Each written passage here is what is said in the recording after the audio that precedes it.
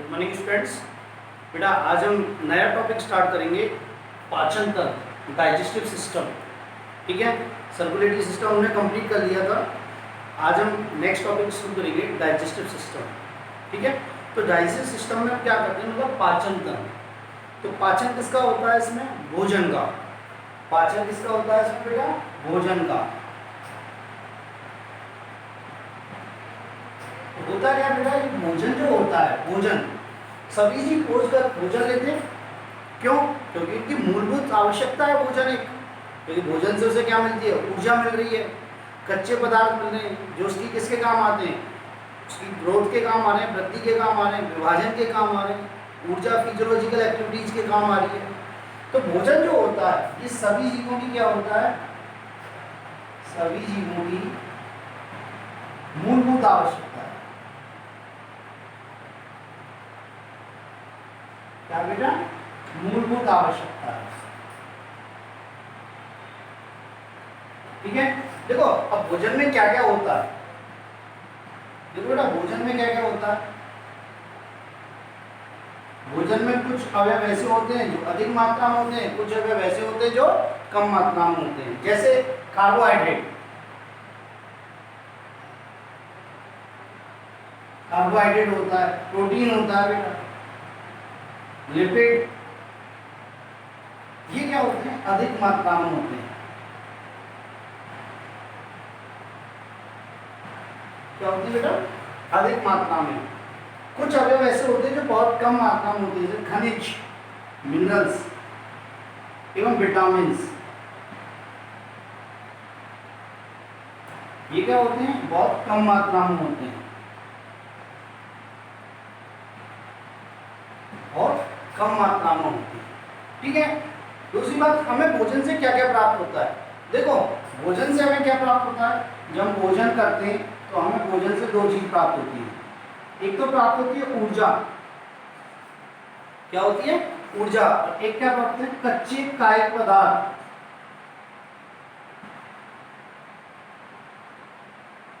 क्या प्राप्त होते हैं बेटा? कच्चे कायिक पदार्थ। तो ये ऊर्जा और कच्चे कायिक पदार्थ ये किस किस के काम आते हैं? हमारे शरीर की जितनी भी फिजियोलॉजिकल एक्टिविटीज होती हैं, जितनी भी फिजियोलॉजिकल एक्टिविटीज होती हैं, बायोकेमिकल एक्टिविटीज होती हैं, उनमें ये सब काम आते हैं। ऊर्जा बहुत काम आती है। बॉडी में ऊर्जा ही क्या होती है? सारी क्रियाओं को संचालित कराती है। जितनी भी फिजियोलॉजिकल एक्टिविटी है, जितनी भी एनाटॉमिकल एक्टिविटी है, जितनी भी बायोकेमिकल एक्टिविटीज हैं, सारी किसके द्वारा हो रही है? ऊर्जा के द्वारा। कच्चे कायिक पदार्थ क्या काम आते हैं? कच्चे कायिक पदार्थ क्या होते हैं? ऊतकों की वृद्धि, ऊतकों की वृद्धि और मरम्मत के काम आते हैं। किसके काम आते हैं बेटा? मरम्मत के काम आते हैं, रिपेयरिंग के काम आते हैं। ठीक है, नेक्स्ट क्या होता है? अपन भोजन में कार्बोहाइड्रेट, प्रोटीन, लिपिड, खनिज लवण एवं विटामिन के अलावा और क्या लेते हैं? जल लेते हैं। क्या लेते हैं बेटा? जल। तो देखो जल क्या काम आता है? जितनी भी मेटाबॉलिक रिएक्शन हो रही है वो किसके द्वारा हो रही है? जल के द्वारा संपन्न हो रही है। जल की बहुत ज़्यादा इंपॉर्टेंट वैल्यू है। तो हम क्या लेते हैं? जल। तो जल से क्या होता है? एक तो जितनी भी हमारी मेटाबॉलिक रिएक्शन हो रही है, अपचयी क्रिया हो रही है, उनके लिए क्या होता है? जल की आवश्यकता होती है।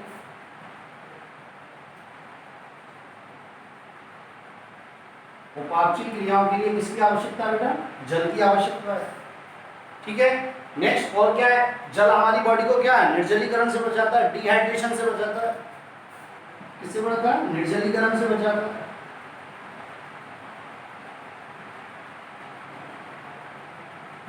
हमारे शरीर को किससे बचाता है? निर्जलीकरण से।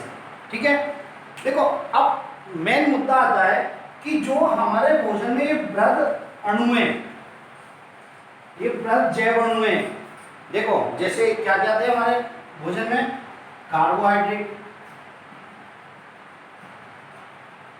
और क्या थे बेटा? वसा थी, प्रोटीन थी, विटामिन थे और खनिज लवण थे।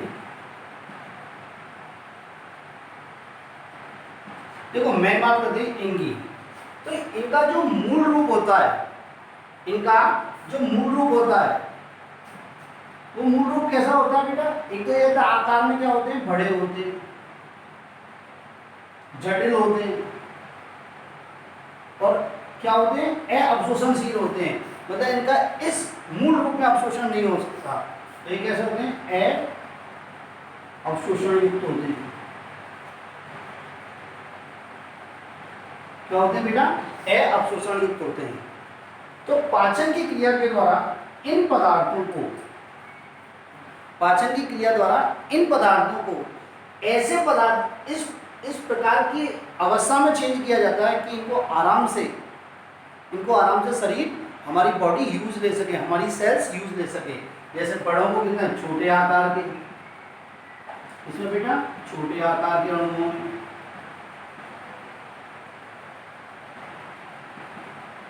दूसरी बात जटिल को सरल अणुओं में,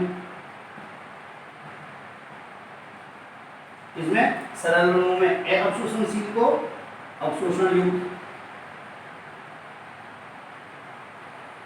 अणुओं में परिवर्तित करके, अणुओं में परिवर्तित किया जाता है। यदि पाचन के द्वारा इन बड़े जटिल अवशोषण युक्त अणुओं को इसमें छोटे आकार के अणुओं में, सरल अणुओं और अवशोषण युक्त अणुओं में चेंज किया जाता है। इसी प्रोसेस को हम क्या कहते हैं, पाचन। क्या कहते हैं बेटा? पाचन। ठीक है, क्या कहते हैं बेटा? पाचन। बात समझ में आई? ठीक है, पाचन होता कहाँ है? हमारी आहार नाल में होता है। कहाँ होता है? आहार नाल में। और पाचन में मेनली कौन इन्वॉल्व होता है? एंजाइम इन्वॉल्व होते हैं। पाचन में क्या इन्वॉल्व होते हैं? एंजाइम। और जो एंजाइम इन्वॉल्व होते हैं ना बेटा, उनको वो क्या होते हैं? हाइड्रोलेज होते हैं। हाइड्रोलेज मीन्स तोड़ने वाले, हाइड्रोलेज मीन्स तोड़ने वाले एंजाइम होते हैं। ठीक है, मेरी बात यहाँ तक क्लियर है। दूसरी बात, पाचन की क्रिया कैसी है? मैकेनिकल और बायोकेमिकल प्रोसेस है। क्या है? मैकेनिकल और बायोकेमिकल प्रोसेस है, मतलब यांत्रिक और जैव रासायनिक प्रक्रम है। यांत्रिक और जैव रासायनिक प्रक्रम है। देखो कैसे यांत्रिक एवं जैव रासायनिक प्रक्रम।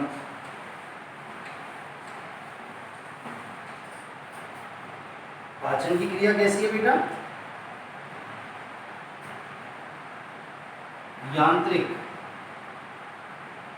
मैकेनिकल और जैव रासायनिक, बायोकेमिकल।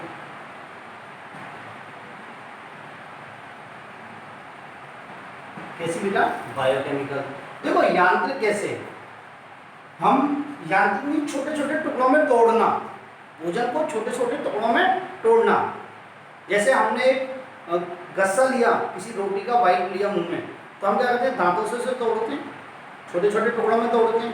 ठीक है, इसके बाद जब वो हमारे अंदर आहार नाल के अंदर जाता है, तो हमारे आहार नाल के अंदर क्या होता है? क्रमाकुंचन की क्रिया होती रहती है। क्या होती रहती है बेटा? क्रमाकुंचन की क्रिया होती है। वो क्रमाकुंचन की क्रिया से क्या होता है? जो भोजन के अणु हैं, जो हमने गस्सा लिया है, जो रोटी ली है, उसके अणुओं को क्या और छोटे छोटे अणुओं में तोड़ देता है। तो इसे बोलते हैं यांत्रिक पाचन। क्या बोलते हैं? यांत्रिक या मैकेनिकल पाचन। क्या बोलते हैं बेटा? मैकेनिकल पाचन। तो ये क्या करता है? इन बड़े अणुओं को किसमें तोड़ता है? छोटे छोटे अणुओं में।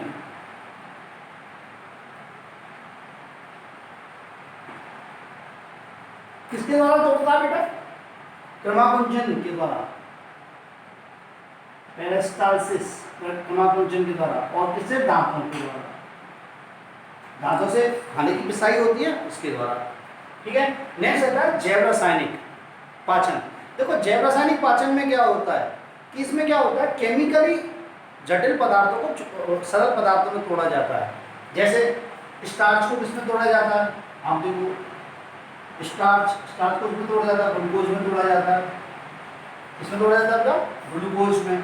प्रोटीन को किसमें तोड़ा जाता है? अमीनो एसिड्स में। ठीक है, फैट को, लिपिड को किसमें तोड़ा जाता है? लिपिड को तोड़ा जाता है फैटी एसिड बसी अम्लों में और ग्लिसरॉल में।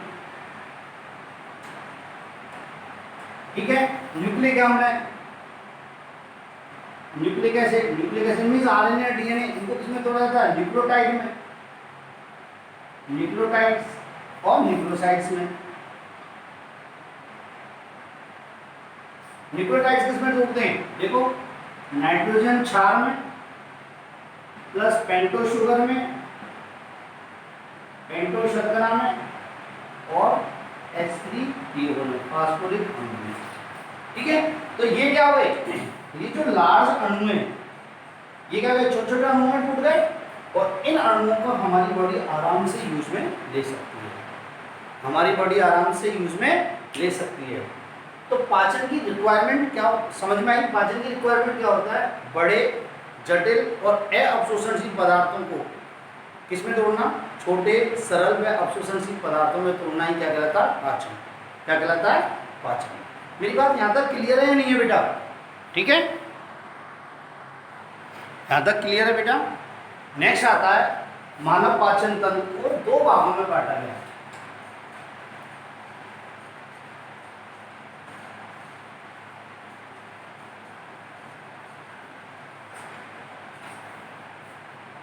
ठीक है बेटा, देखिए आप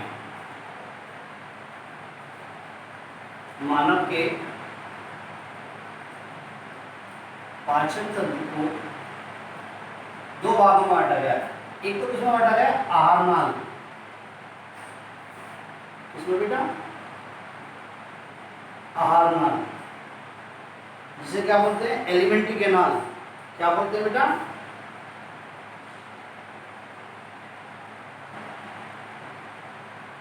या गैस्ट्रोइंटेस्टाइनल ट्रैक्ट भी बोलते हैं। क्या बोलते हैं? गैस्ट्रोइंटेस्टाइनल ट्रैक्ट भी बोलते हैं। और एक होती है सहायक पाचन ग्रंथियां, एसेसरी डाइजेस्टिव ग्लैंड। तो बेटा एसेसरी डाइजेस्टिव ग्लैंड। देखो, आहार क्या होती है? एक नली के समान संरचना होती है। किसके समान होती है? एक नलिका के समान संरचना होती है, जिसमें क्या होता है? भोजन का क्या होता है बेटा? पाचन होता है।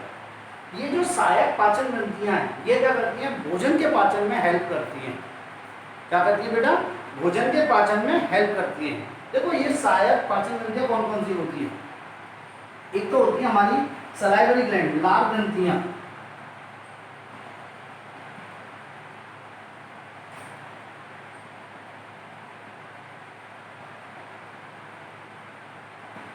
ठीक है, देखो बेटा सलाइवरी ग्लैंड, हम 3 तरह की सलाइवरी ग्लैंड पढ़ेंगे यहाँ पे। ठीक है, एक तो होगी पैराटॉइड ग्लैंड,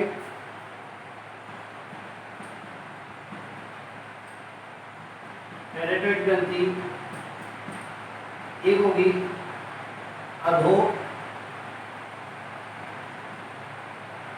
अधोहनु ग्रंथि और एक होगी अधोजिह्वा ग्रंथि।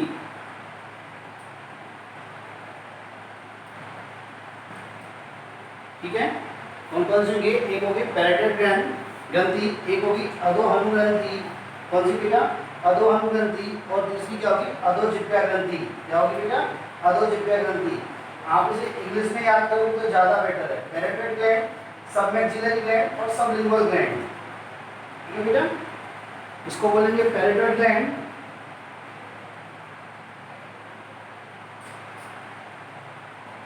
पैराटॉइड ग्लैंड, इसको बोलेंगे सबमैक्सिलरी ग्लैंड, इसे बोलेंगे सबलिंगुअल ग्लैंड। तो हम इसमें क्या करेंगे? 3 सलाइवरी ग्लैंड की स्टडी करेंगे। और क्या होता है बेटा? लीवर होता है, यकृत होता है, लीवर। और क्या होता है? अग्नाशय होता है। क्या होता है बेटा? अग्नाशय, पेनक्रियाज। ठीक है बेटा, और क्या होता है? गॉल ब्लैडर, पित्ताशय। क्या होता है बेटा? Gallbladder. ये क्या होती है? हमारी सहायक पाचन ग्रंथियां होती हैं। क्या होती हैं बेटा? सहायक पाचन ग्रंथियां होती हैं। कुछ लोग या कुछ बुक्स में गैस्ट्रिक ग्लैंड्स, क्या गैस्ट्रिक ग्लैंड्स को भी सहायक पाचन ग्रंथियों में रखा जाता है। ठीक है, तो हम इसमें एक एक डिस्कस करेंगे। यकृत इंपॉर्टेंट है, अग्नाशय इंपॉर्टेंट है, ये आते हैं अक्सर एग्जाम में पूछे जाते हैं इनडायरेक्टली डायरेक्टली, ठीक है। नहीं पता आहार नाल, देखो आहार नाल में कौन कौन से पार्ट होते हैं आहार नाल के। देखो आहार नाल को खाना को बहुत मतलब करीब 8 से 10 पार्टों में बांटा गया है, ठीक है। तो देखो पहला कौन सा है, पहला है मुख एवं मुख गुहा, मुख गुहिका, ठीक है। आप बेटर है इंग्लिश में वर्ड याद करोगे तो ज्यादा बेटर है। इसको बोलते हैं माउथ एंड बगल कैविटी या माउथ कैविटी बोलो, ठीक है। इसके बाद क्या बोलती है मुख गुहिका, किसमें बोलती है बेटा, ठीक है। ये बोलती है ग्रसनी में, फेरिंग्स, किसमें, फेरिंग्स में, ग्रसनी में। ग्रसनी किसमें बोलती है, ग्रसिका में, किसमें बेटा, ग्रसिका में। ग्रसिका मींस ईसोफेगस, ठीक है। ईसोफेगस किसमें खुलता है, आमाशय में, आमाशय मींस स्टोमक, क्या बेटा, स्टोमक। नेक्स्ट आमाशय किसमें खुलता है, छोटी आंत में, इसमें छोटी आंत में, स्मॉल इंटेस्टाइन, क्या बेटा, स्मॉल इंटेस्टाइन। देखो बेटा स्मॉल इंटेस्टाइन के 3 पार्ट्स होते हैं, ड्यूडेनम, जेजुनम और इलियम, ड्यूडेनम, जेजुनम और इलियम, ठीक है।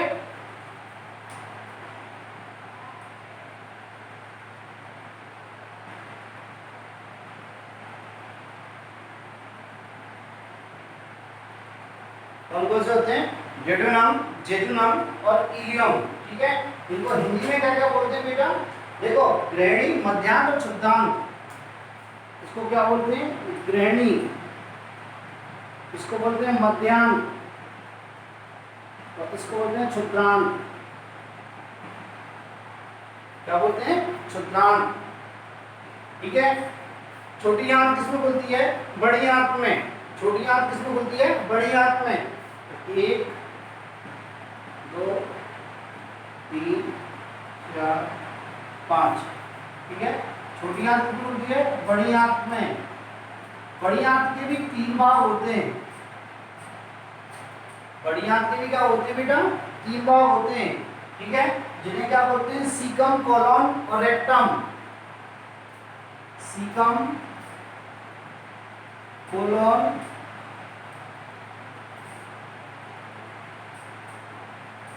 और रेक्टम। रेक्टम मींस मलाशय, क्या बेटा, मलाशय, सीकम, कोलन और रेक्टम। देखो कोलन के 3 भाग होते हैं, ascending colon, transfer colon, descending colon, और इस बार एक कोलन ऐड किया है, सिग्मोइड कोलन, क्या बेटा, सिग्मोइड कोलन, कोलन। और लास्ट होता है 7 गुदा, एनस, क्या बेटा, एनस। बात समझ में आई। तो आहार नाल के कितने भागों में बांटा गया है, मुख एवं मुख गुहिका में।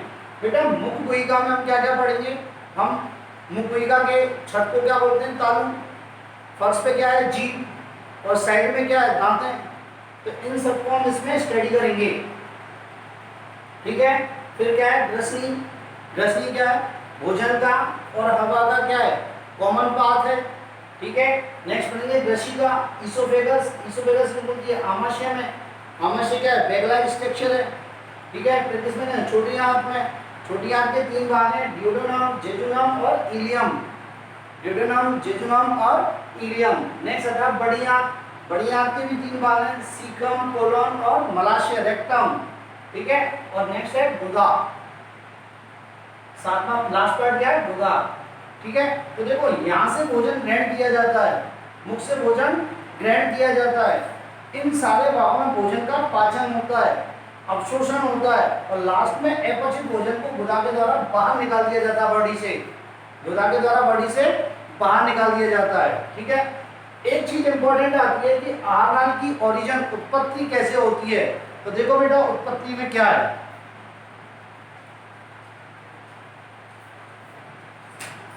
आरनाल की ओरिजिन उत्पत्ति, देखो आरनाल की ओरिजिन एक्टोडर्मल और एंडोडर्मल दोनों होती है, एक्टोडर्मल एंड एंडोडर्मल दोनों होती है। देखो इसे याद करने का बेटर तरीका क्या है, देखो एक्टोडर्मल क्या होता है, कठोर तालु एवं गुदा,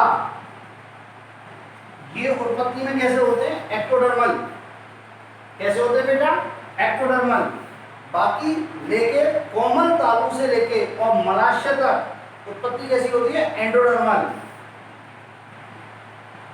कोमल तालु से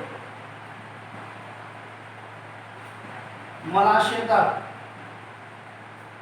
ये कैसे होते हैं, एंडोडर्मल। देखो यहां पे से भी ये दो हैं, कोमल तालु एवं गुदा, ये कैसे है, एक्टोडर्मल, सॉरी कठोर तालु एवं गुदा, ये क्या है, एक्टोडर्मल।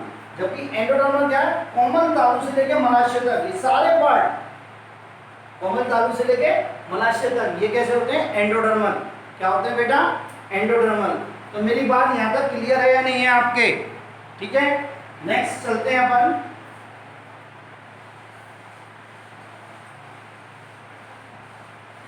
नेक्स्ट हम एक एक पार्ट का डिस्कस करेंगे, ठीक है।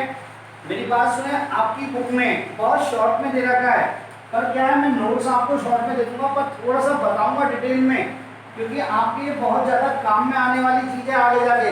आप किसी की भी तैयारी कर लेना, चाहे आप नीट की तैयारी करना, चाहे बीएससी करना, कुछ भी करना, आपके बहुत काम की चीज़ है।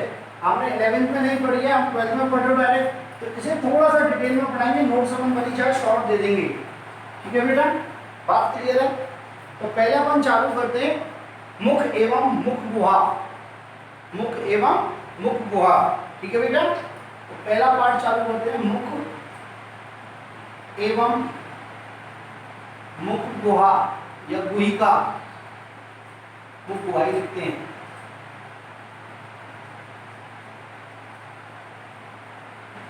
ठीक है। माउथ एवं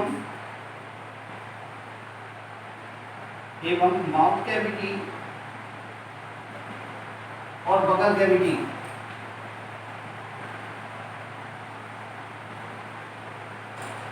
देखो बेटा मुख,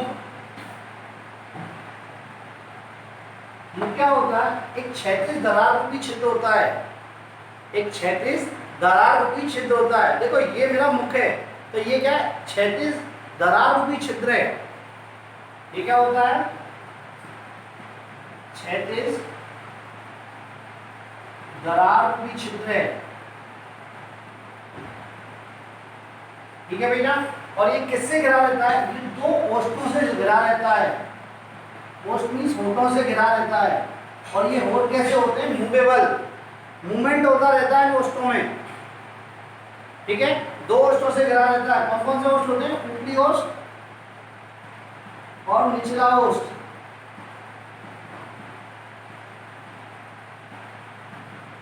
और ये ओष्ठ क्या होते हैं, इनमें मूवमेंट होता है बेटा, ये गतिशील होते हैं। क्या होते हैं, गतिशील, क्योंकि ये ओष्ठ जो होते हैं, इनकी जो पेशियां होती हैं उन्हें क्या बोलते हैं, ऑर्बिक्युलरिस ऑरिस।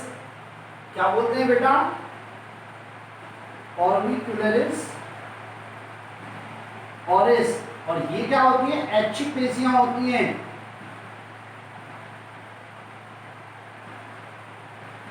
क्या होती है बेटा, ऐच्छिक पेशियां होती हैं, ठीक है। नेक्स्ट देखो, देखो होठ हैं, इनके बाहर ये क्या पाई जाती है, त्वचा, क्या पाई जाती है, त्वचा। और त्वचा पर क्या पाई जाती है, तेल ग्रंथियां, सेबेशियस ग्लैंड, ऑयल ग्लैंड्स पाई जाती है, जो किसका स्राव करती है, ऑयल का। होठों पे पसीना ग्रंथियां नहीं पाई जाती बेटा, ठीक है। तो बाहर से ओष्ठ किससे कवर होते हैं, स्किन से, और उस पर क्या पाई जाती है, सेबेशियस ग्लैंड। क्या पाई जाती है बेटा, सेबेशियस ग्लैंड, ऑयल ग्रंथियां, जो किसका स्राव करती है, तेल का, ठीक है। अंदर से, अंदर की तरफ यदि अंदर अपन देखें तो हमारा ओष्ठ किससे कवर है, म्यूकस मेम्ब्रेन से। किससे बेटा, म्यूकस मेम्ब्रेन से। उसमें कौन सी ग्लैंड्स पाई जाती है, सीरस ग्रंथियां, सीरस ग्लैंड्स। कौन सी ग्लैंड्स पाई जाती है बेटा, सीरस ग्लैंड। और वो किसका स्राव करती है, जलीय पदार्थ का स्राव करती है बेटा। किसका स्राव करती है, जलीय पदार्थ का स्राव करती है। तो होठ, लिप्स, बाहर से, बाहर की ओर क्या होती है, स्किन होती है, त्वचा होती है, जिसमें कौन सी ग्रंथियां पाई जाती हैं, तेल ग्रंथियां, सेबेसियस ग्लैंड। कौन सी पाई जाती है बेटा, सेबेसियस ग्रंथियां, जो किसका स्राव करती हैं, तेल का। इसका स्राव करती है बेटा, तेल का। और अंदर की ओर,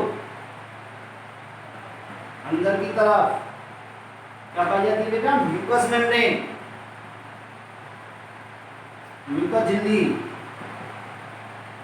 ठीक है। और इसमें कौन सी पाई जाती है, सीरस ग्लैंड।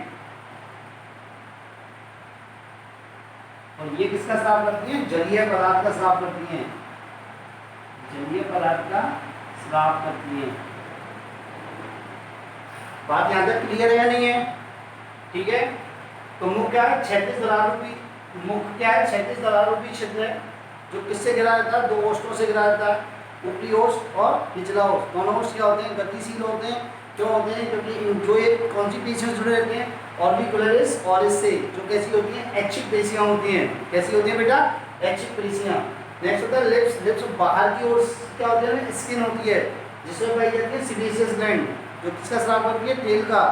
हमने पहले ही बताया था, सीबेसियस होठों पे क्या नहीं पाया जाता बेटा, पसीना ग्रंथियां नहीं पाई जाती।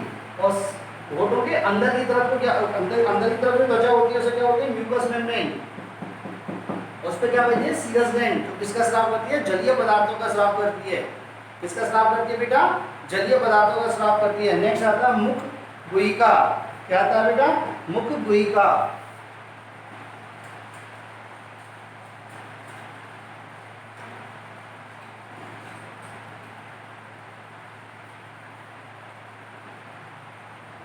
मुख गुहा, देखो बेटा, मुख गुहा के 2 भाग होते हैं, मुख प्रघाण और मुख मुख गुहा।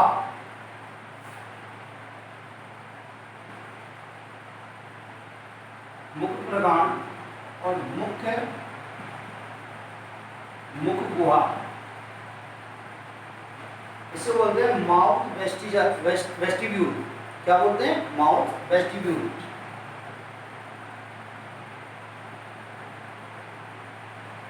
तो बेटा ये भाग कौन सा होता है, ये क्या होता है, जो मसूड़े और गालों के मध्य का भाग होता है। मसूड़े एवं गालों के मध्य का भाग होता है, जहां हम सुबह ब्रश चलाते हैं, हम ब्रश करते हैं, उनका मध्य का भाग होता है। और इस भाग में क्या होता है, भोजन का मतलब भोजन का संग्रहण होता है टेम्परेरी रूप से। जब हम खाना खाते हैं तो भोजन का संग्रहण यहाँ ही किया जाता है। बात समझ में आई। तो ये क्या हो गया, मुख प्रघाण, ठीक है। नेक्स्ट आता है मुख मुख गुहा, मेन माउथ कैविटी।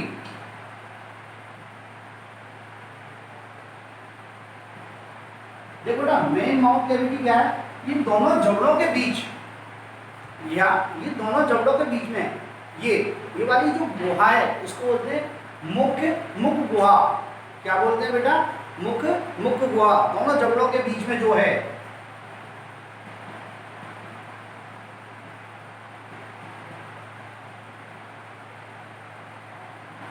क्या है, दोनों जबड़ों के मध्य उपस्थित है। अब देखो मुख गुहा है, देखो इसमें क्या होते हैं, बहुत सारे ऑर्गन उपस्थित होते हैं, बहुत सारे अंग उपस्थित होते हैं। यदि इस मुख गुहा की छत को देखें हम, तो उसे क्या बोलते हैं हम, तालु। पहले क्या बोलते हैं बेटा, तालु। मुख गुहा के फर्श पर एक मासल, चपटी, लसलसी, ग्रंथिल संरचना पाई है, जिसे क्या बोलते हैं, जिह्वा।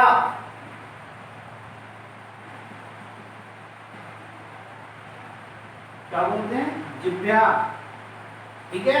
और मुख गुहा की जो लेटरल वॉल है, साइड वाली वॉल है, उन पे क्या पाई जाती है, टीथ एंड गाल। तो पार्श्व दीवार, लेटरल वॉल, इस पे क्या पाया जा रहा है बेटा, दांत, टीथ एवं गाल। क्या बेटा, टीथ एवं गाल।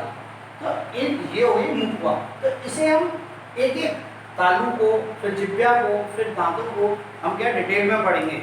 हालांकि हमारी बुक में बहुत ज़्यादा डिटेल में नहीं दे रखा है, पर हम यहाँ पढ़ेंगे क्योंकि इनकी आवश्यकता है, बहुत आवश्यकता है। ठीक है, तो आज के लिए इतना ही, बाकी का हम नेक्स्ट लेक्चर में इनको हम डिस्कस करेंगे। ठीक है बेटा, थैंक यू बेटा।